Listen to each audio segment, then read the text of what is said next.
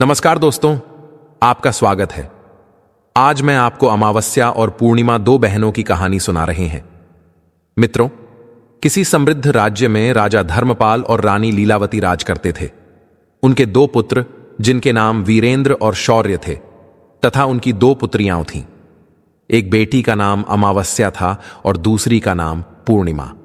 पूर्णिमा, जिसका मुख चंद्रमा जैसा दिव्य था, वह सुबह से संध्या तक मंदिर में भगवान शिव की आराधना करती, गरीबों को भोजन देती, तुलसी को जल चढ़ाती, अपने माता पिता की सेवा करती थी। पूर्णिमा बहुत ही धार्मिक प्रवृत्ति की थी। वह हमेशा पूजा पाठ किया करती, गरीबों की सेवा करती और घर का सारा और सभी प्रकार का काम भी करती थी। लेकिन वहीं दूसरी ओर अमावस्या, जिसे राजसी ठाठ पसंद थे, वह दिन भर श्रृंगार करती, नौकरों पर चिल्लाती, पूजा को व्यर्थ का कर्म कहती। अमावस्या को पूजा पाठ में कोई रुचि नहीं थी। वह न तो पूजा करती थी और न ही कोई काम करती थी। लेकिन दोनों बहनें एक दूसरे को बहुत प्यार करती थीं, क्योंकि पूर्णिमा का स्वभाव बहुत ही अच्छा था। हालांकि राजा रानी का व्यवहार पूर्णिमा के प्रति अच्छा नहीं था। वे अमावस्या और अपने दोनों पुत्रों को ज्यादा प्यार करते थे। धीरे धीरे समय बीतता गया और राजा रानी के बच्चे बड़े हो गए। फिर एक दिन की बात है, राजा ने अपने बेटों का विवाह कर दिया और अब बेटियों की शादी की बारी आई। तब सभी ने राजा से कहा, अब इनका विवाह कर दीजिए। तब राजा ने कहा, हां, विवाह तो करना ही है। तब रानी ने राजा से कहा, महाराज, पूर्णिमा तो साधारण ब्राह्मण के योग्य है। इसे किसी गरीब के घर ब्याह दो। और हां, भूल से पूर्णिमा का विवाह किसी बड़े घर में मत करना, क्योंकि इसे तो भजन कीर्तन, पूजा पाठ और कहानियां सुनना पसंद है। अगर यह बड़े घर में गई तो यह सब नहीं कर पाएगी, इसलिए इसकी शादी किसी गरीब के घर में ही कर दीजिए। तब राजा साहब ने कहा, ठीक है। फिर से रानी ने कहा, महाराज, अमावस्या भी तो विवाह के योग्य है। अमावस्या तो एक राजकुमारी जैसी है। इसके लिए भी वर देखिए और दोनों बहनों का विवाह एक साथ कर दीजिए। तब राजा ने पास के गांव के राजा के बेटे के साथ अमावस्या का विवाह कर दिया और उसी गांव के एक गरीब किसान के बेटे के साथ पूर्णिमा का विवाह कर दिया। जब राजा ने रानी को यह बताया तो वह बहुत खुश हुई। मित्रों, अब राजा और रानी ने बिना किसी विचार के अपनी ही बेटियों के बीच पक्षपात किया। रानी के कहने के अनुसार अमावस्या का विवाह धनवान राजकुमार से हुआ। उसे सोने चांदी की पालकी, नौकर चाकर दिए गए। वहीं दूसरी ओर बेचारी पूर्णिमा को एक किसान के घर भेज दिया गया। उसे केवल एक पुरानी साड़ी और बस एक तुलसी का पौधा दिया गया। तब रानी मन में सोचती हुई कहती हैं, अब देखते हैं कि पूर्णिमा गरीब किसान के घर कैसे रहती है। क्या वह वहां भी पूजा पाठ करती है? देखते हैं भगवान उसकी क्या और कैसे मदद करते हैं। अब उन दोनों की विदाई हो जाती है। अमावस्या और पूर्णिमा अपने अपने ससुराल में चली जाती है। अमावस्या तो अब किसी महारानी की तरह अपना जीवन सुखपूर्वक और ऐशों आराम के साथ गुजार रही थी। वहीं पूर्णिमा भी अपने भाग्य और भगवान के भरोसे पर खुशहाल जीवन व्यतीत कर रही थी। अमावस्या का पति, जो एक राजकुमार था, वह भी बड़ा घमंडी था, किंतु पूर्णिमा का पति शांत और सुशील स्वभाव का था। अब कुछ दिनों का समय इसी तरह से गुजर जाता है और फिर एक दिन की बात है, अमावस्या ने अपने घर पर शिव चालीसा का आयोजन किया और इस आयोजन में उसने गांव की सारी महिलाओं को आमंत्रित किया। सारी अड़ोस पड़ोस की औरतों को भी बुलाया, लेकिन अपनी बहन पूर्णिमा को उसने जानबूझकर नहीं बुलाया, क्योंकि उस गरीब बहन को अपने घर में बुलाना पसंद नहीं था। उसे बुलाना मतलब अपने सम्मान में कमी नजर आ रही थी। तब वहीं पूर्णिमा अपने दरवाजे पर बैठी थी तो गांव की औरतों ने कहा, अरे पूर्णिमा बहन, तुम्हारी बहन के घर शिव चालीसा का पाठ है, तुम नहीं जाओगी? तब पूर्णिमा ने कहा, नहीं, मैं नहीं जा रही, क्योंकि मेरी बहन ने मुझे नहीं बुलाया है। तब गांव की औरतों ने कहा, नहीं बुलाया तो क्या हुआ, पूजा पाठ है, तुम चलो हमारे साथ। वैसे भी वह तो तुम्हारी बहन है, उसने सोचा होगा कि बहन तो आ ही जाएगी, उसे निमंत्रण की क्या आवश्यकता है। तब गांव की औरतों की बात मानकर पूर्णिमा शिव चालीसा में चली गई। जब अमावस्या ने पूर्णिमा को देखा तो वह गुस्से से बोली, अरे, जब मैंने तुम्हें नहीं बुलाया तो तुम मेरे घर क्यों आ गई? अब जब आ ही गई हो तो चुपचाप एक जगह बैठी रहना। इधर उधर मत घूमना। तूने तो आज मेरी इज्जत ही मिट्टी मिला दी है। जरा देखो अपने आप को, कैसे वस्त्र पहने हैं तुमने। जाओ उधर कोने में बैठो। और फिर उसने पूर्णिमा की गरीबी का बहुत मजाक भी उड़ाया। पूर्णिमा की आंखों से आंसू बहने लगे और वह भगवान शिव से प्रार्थना करने लगी। हे भगवान, मुझ पर आप कब कृपा करेंगे? आखिर मेरा कसूर ही क्या है? पूजा पाठ करना, गरीबों की सेवा करना, काम करना, क्या यह गलत है? हे भगवान, अब मुझ पर कृपा करो। थोड़ी ही समय के बाद इस तरह वह भगवान से विनती करती रही। शिव चालीसा पूरी हो गई और अमावस्या ने सबको प्रसाद दिया, लेकिन पूर्णिमा को प्रसाद नहीं दिया। अब निराश मन के साथ पूर्णिमा वहां से बिना प्रसाद के ही वापस अपने घर की ओर चली गई। मित्रों, रास्ते में वह सोचने लगी कि घर पर बच्चे प्रसाद मांगेंगे तो मैं क्या कहूंगी। फिर उसके मन में विचार आया, क्यों न मैं अपने भाई भाभी से मिलने अपने मायके चली जाऊं। फिर वह चलते चलते अपने मायके की तरफ बढ़ने लगी। तभी उसे एक तुलसी का पेड़ दिखा। वहां एक चबूतरा बना था जिस पर एक बूढ़ी मां बैठी थी। उन बूढ़ी मां ने पूर्णिमा से पूछा, बेटी, तुम कौन हो और कहां जा रही हो? क्या तुम मेरी एक मदद कर सकती हो? तब पूर्णिमा ने अपना परिचय दिया।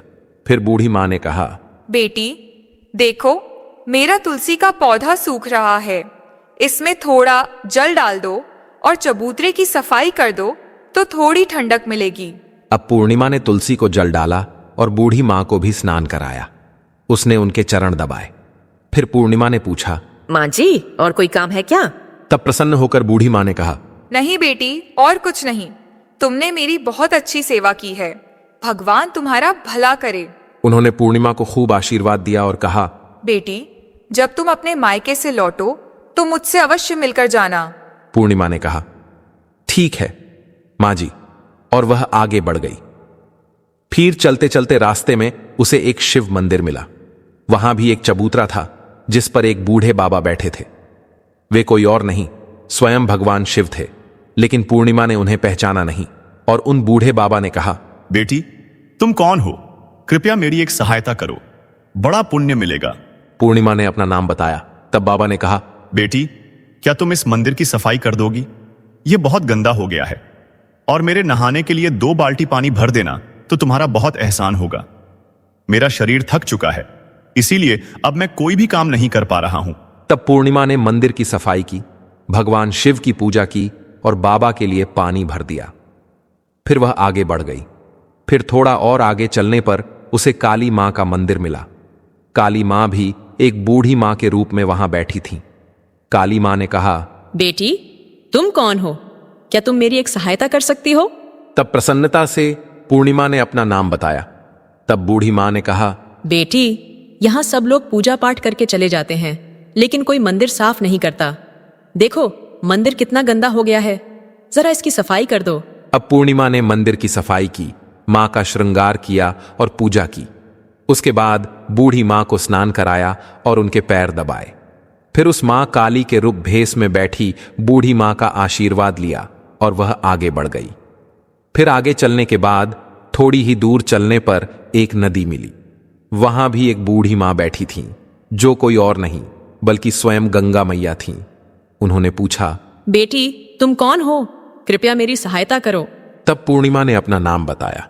तब गंगा मैया ने कहा, बेटी, क्या तुम मेरी थोड़ी सेवा करोगी?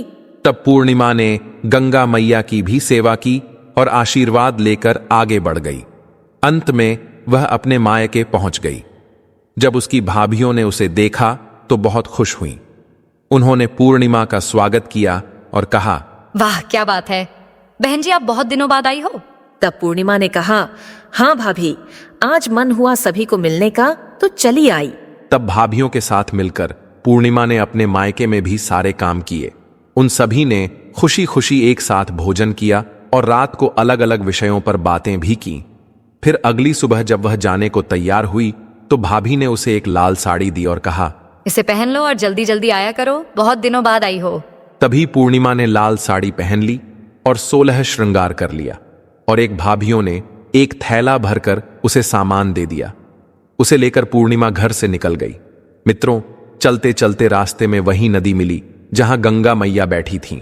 उन्होंने कहा, बेटी, आ गई? अपने मायके से क्या लाई हो? पूर्णिमा ने थैला दिखाया और कहा। माँ जी, मेरे भाभीियों ने कुछ सामान दिया है। तब गंगा माँ ने भी एक थैला निकाला और उसे पूर्णिमा के हाथों में देते हुए गंगा मैया ने कहा, बेटी, यह लो मेरी और एक छोटी सी भेंट। यह बहुत भारी है, मैं इसे कहाँ रखूंगी? लेकिन याद रखना कि इसे रास्ते में मत खोलना, घर जाकर ही खोलना। तब पूर्णिमा ने कहा, ठीक है माँ जी, और वह आगे बढ़ गई। फिर थोड़ी ही देर के बाद वहीं काली माँ का मंदिर मिला। वहां भी बूढ़ी माँ ने पूर्णिमा को एक थैला दिया। अब उसके पास 3 थैले हो गए। फिर आगे बढ़ने पर वहीं शिव मंदिर मिला। वहां भगवान शिव ने भी उसे एक थैला दिया। अब 4 थैले हो गए। फिर चलते चलते वहीं तुलसी माँ मिली। उन्होंने भी एक थैला दिया। अब 5 थैले थे। जब पूर्णिमा अपने घर पहुंची तो उसने सभी थैले खोले। पहले थैले में खाने पीने की चीजें और कपड़े थे। दूसरे थैले में सोने चांदी के आभूषण थे। तीसरे थैले में धन संपत्ति थी। चौथे थैले में अनाज भरा हुआ था और 5वें में महंगे वस्त्र थे। अब पूर्णिमा के घर में किसी चीज की कमी नहीं थी। वह खुशी खुशी रहने लगी। फिर एक दिन पूर्णिमा ने सोचा कि क्यों न मैं शिव चालीसा का आयोजन करवाऊं, और उसने शिव चालीसा रखी और सबको बुलाया। वह न्योता देने के लिए अपनी बहन अमावस्या के घर भी गई। और फिर जब अमावस्या अपनी बहन के घर आई तो उसने घर पूर्णिमा में धन दौलत देखकर आश्चर्यचकित रह गई। उसने पूछा, अरे बहन, अचानक से तुम्हारे घर में इतना धन दौलत कैसे आ गया? तब शांत स्वर में प्रसन्नता से पूर्णिमा ने कहा, देखो बहन, जिस दिन तुमने चालीसा रखी थी तो मुझे नहीं बुलाया। फिर भी मैं बिना बुलाए तुम्हारे घर गई, लेकिन तुमने मुझे प्रसाद नहीं दिया। फिर मैं मायके गई और वहां से यह सब लेकर आई। अमावस्या ने कहा, अच्छा तो यह बात है। अब मैं भी जाऊंगी मायके। तुम भी मुझे डांटना और प्रसाद भी मत देना। तब पूर्णिमा ने कहा, अरे बहन, यह तो भगवान का प्रसाद है, मैं तो सबको दूंगी। लेकिन अमावस्या ने प्रसाद नहीं लिया और अपने घर जाकर बच्चों से कहकर मायके चली गई। अब चलते चलते रास्ते में वहीं तुलसी माँ मिली। जब उन्होंने अमावस्या को कहा, बेटी, यह चबूतरा साफ कर दो और तुलसी में पानी डाल दो। कृपया मेरी मदद करो। तब क्रोध में आकर अमावस्या ने कहा, ये बुढ़िया, मैंने इतनी महंगी साड़ी पहन रखी है, ये गंदी हो जाएगी। मैं कुछ नहीं करूंगी। फिर आगे चलकर भगवान शिव मिले तो उनसे भी उसने ऐसा ही कहा। काली मां और गंगा मैया से भी उसने यही कहा। उसका अभद्र व्यवहार देखकर सभी देवी देवता रुष्ट हो गए। अब जब वह मायके पहुंची तो भाभियों ने उसे देखकर कहा, अरे महारानी, यह कहाँ से आ गई? इसे तो कुछ काम भी नहीं आता। बस आ गई अपना मुंह उठाकर मुफ्त में भोजन खाने के लिए। बिन बुलाए ही आती है, इसे कोई शर्म भी नहीं है। और तभी रात्रि में अमावस्या खाना खाकर सो गई। सुबह होने पर वह बोली, भाभी, मैं जा रही हूं। भाभी ने कहा, ठीक है, जाओ महारानी जी। तब अमावस्या ने कहा, भाभी, पूर्णिमा को तो आपने थैला दिया, मुझे कुछ नहीं दिया। भाभी ने कहा, जो तुम्हारे घर थैला पहुंच जाएगा। तब अमावस्या चल दी। रास्ते में गंगा मैया, काली मां, भगवान शिव और तुलसी मां सभी ने उसे थैले दिए। लेकिन जब वह घर पहुंची और थैले खोले तो एक में मिट्टी, दूसरे में पत्थर और तीसरे में सांप बिच्छू निकले। अमावस्या ने अपना सिर पीट लिया और कहा, हे भगवान, मुझे मायके में भी कुछ नहीं मिला और यहां भी कुछ नहीं मिला। फिर वह दौड़कर पूर्णिमा के पास गई और बोली, तुझे इतना सब कुछ मिला, मुझे कुछ भी नहीं। तब पूर्णिमा ने कहा, मैं मायके जाती हूं तो भाभियों का काम करती हूं। तुमने तो कभी भाभियों की मदद नहीं की। तुमने गंगा मैया, शिवजी, काली मां और तुलसी मां सभी को ठुकरा दिया। इसलिए भगवान ने तुम्हें कुछ नहीं दिया और उनका अपमान किया। तब अमावस्या ने कहा, बहन, मुझे माफ कर दो। मैंने सदा ही तुम पर अत्याचार किया, अब मैं भी भक्ति करूंगी। तब पूर्णिमा ने कहा, बहन, 3 सूत्र याद रखना। सदैव दूसरों पर दया करना, हमेशा और प्रतिदिन चालीसा पढ़ना। तीसरी बात, 108 बार ओम नमः शिवाय का जाप करना। इससे अब तुम्हारे सारे दुख दूर हो जाएंगे। घर आए लोगों की सेवा भी करना। अरे बहन, भगवान ने जो 3 सूत्र दिए हैं उन्हें प्रसाद के रूप में स्वीकार कर लेना और हृदय में बसा लेना। मैंने सच्चे मन से भगवान की पूजा की, सबकी मदद की, इसलिए मुझे सब कुछ मिला। तुम्हारे पास जो भी था वह तुम्हारे अहंकार के कारण खत्म हो गया। अब अमावस्या अपने घर गई और पूजा पाठ करने लगी। वह भगवान शिव से माफी मांगने लगी और धीरे धीरे उसकी भी परिस्थिति बदलने लगी। तो मित्रों, जय हो भगवान शिव की। अगर आपको यह वीडियो पसंद आया हो तो कमेंट बॉक्स में कमेंट करके जरूर बताइए। साथ ही इस वीडियो को ज्यादा से ज्यादा शेयर कीजिए और कमेंट में सच्ची श्रद्धा से ओम नमः शिवाय जरूर लिखें। आप सभी का धन्यवाद।